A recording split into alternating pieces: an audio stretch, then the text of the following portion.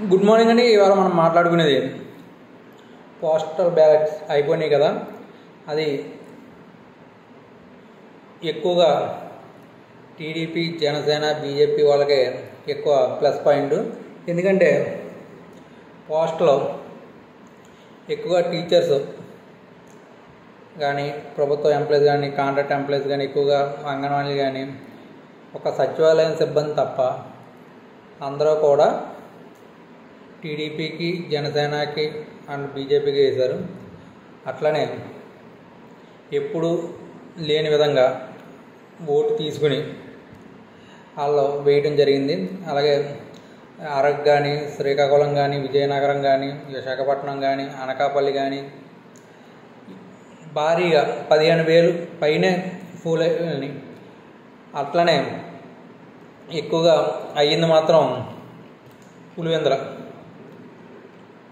నెల్లూరు ఎక్కువగా అయ్యింది. Nellore postal ballot ఎక్కువగా ఉన్నది నెల్లూరు.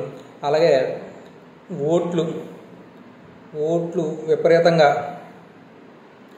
డబ్బు ఖర్చు పెడుతున్నారు ఓట్లకి. అట్లనే కుక్కర్లు ఇస్తున్నారు, కొన్ని చోట్ల చీరలు ఇస్తున్నారు, కొన్ని చోట్ల అట్లనే ఎక్కువగా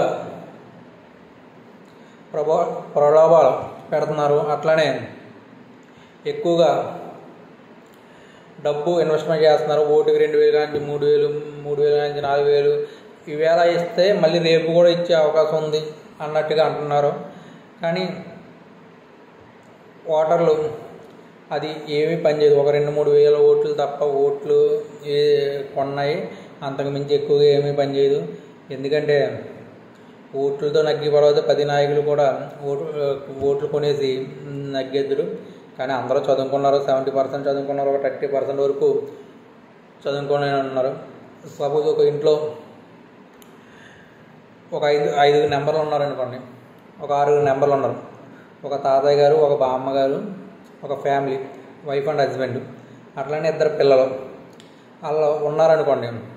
2 పిల్లలు చదువుకున్న వాళ్ళు ఉంటారు, వైఫ్ అండ్ హస్బెండ్ చదువుకున్న వాళ్ళు ఉంటారు.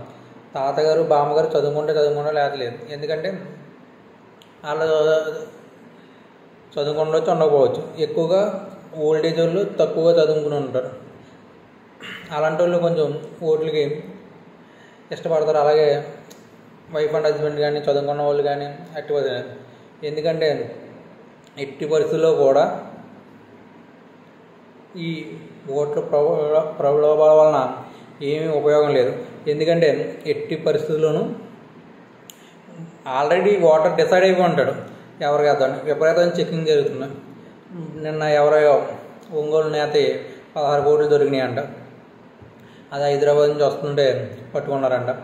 అలాగే నెక్స్ట్ చాలా దిక్కున పిఠాపురంలో కూడా దొరికినాయంట. అలాగే చాలా దిక్కున పిఠాపురంలో మాత్రం విపరీతంగా మనీ ఖర్చు పెడుతున్నారు. పిఠాపురం, ఉప్పాడ, కొత్తపల్లి, గొల్లప్రోలు ఈ ఏరియాల్లో విపరీతంగా డబ్బు ఖర్చు పెడుతున్నారు, విపరీతంగా వ్యయం చేస్తున్నారు. ఇవన్నీ ఏంటంటే డబ్బు కంపల్సరీ ఇవ్వాలి అన్నది మాత్రం పార్టీ నాయకులు డిసైడ్ అయిపోయారు. ఎందుకంటే డబ్బు ఇవ్వకపోతే ఎవరు కూడా వచ్చే పరిస్థితి లేదని. అలాగే మందు, డబ్బు, నెక్స్ట్ చీరలు, నెక్స్ట్ కుక్కర్లు, ఇంకా చాలా విధాలుగా డబ్బు విపరీతంగా ఖర్చు పెడతారు. పర్టికులర్గా వైఎస్ఆర్సీపీకి వేస్తారు అంటే 3,000 దాకా ఇస్తున్నారు. అటు ఇటు ఉంటే 1,000 రూపాయలు ఇస్తున్నారు. అలాగే టీడీపీ వాళ్ళు కూడా ఖర్చు వెనకడట్లేదు, వాళ్ళు కూడా ఎక్కువగానే ఖర్చు పెడుతున్నారు.